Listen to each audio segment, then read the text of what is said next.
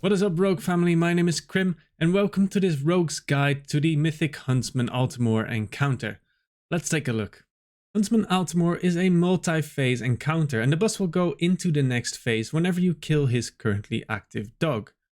Now, throughout the fight, 100% of the damage you deal to the boss will also be replicated on the dog, and vice versa, so cleave specs like Outlaw and Assassination will be extremely useful.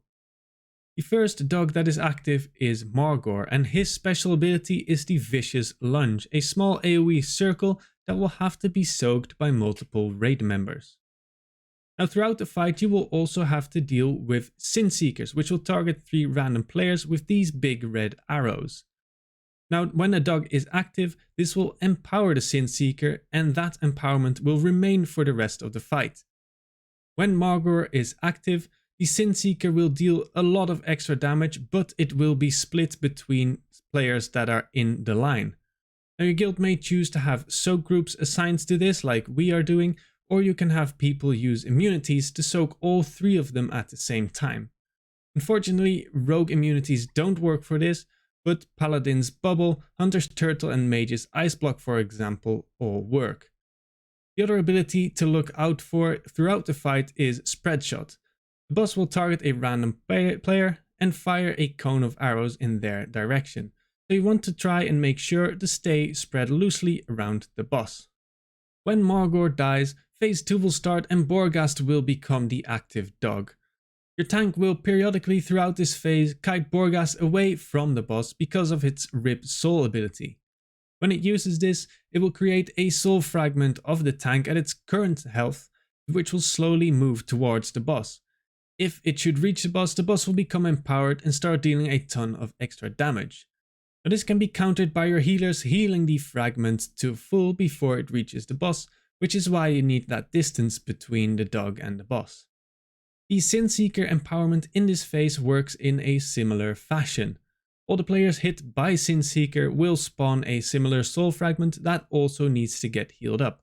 So if you are using the soak tactic like we are here, make sure you are quite far away from the boss before getting hit by the Sinseeker. If you're using the immunity strat, it matters slightly less because players will probably spawn a very high health soul fragment, which won't require a whole lot of healing. The second thing that this particular dog will do is spawn 2 shades. Now, these shades will start casting a roar, but can be CC'd. The longer these shades are active, the more damage they will take. So you want to try and CC them for a long time before killing them off when they start reaching high energy. Things like DK grips are incredibly useful here, and don't forget that you have Kidney Shot available to you, which is an incredibly long stun and can help an enormous amount when it comes to killing these dogs before they can get a cast off. In a similar fashion, you can use Blind for a nice long 1 minute CC. When Borghast dies, phase 3 will start and Hectis will become the active dog. He is fairly straightforward. He gains a stacking damage buff when he is not moving, but if your tank moves him, he will lose those buffs one by one. However, for each buff lost, he will also deal a big AoE tick of damage. So if necessary, make sure to use your Feint and Crimson Vial to help your healers out. And even endurance conduits like Recuperator and Nimble Fingers will be super useful. Now, in this phase, the Sinseeker will be empowered to deal splash damage to anyone hit by it. A lot of guilds will simply sacrifice people that have got Sinseeker here, but lucky for us, we will be able to use Cheat Death to cheat our way through at least one of these, as you can see there.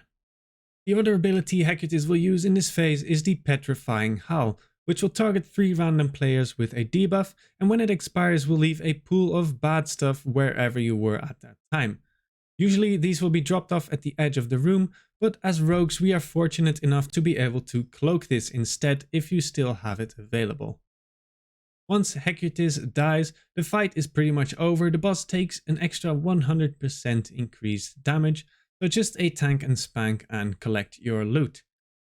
With that, I think you know everything there is to know for rogues about the Huntsman Altimor encounter on Mythic difficulty.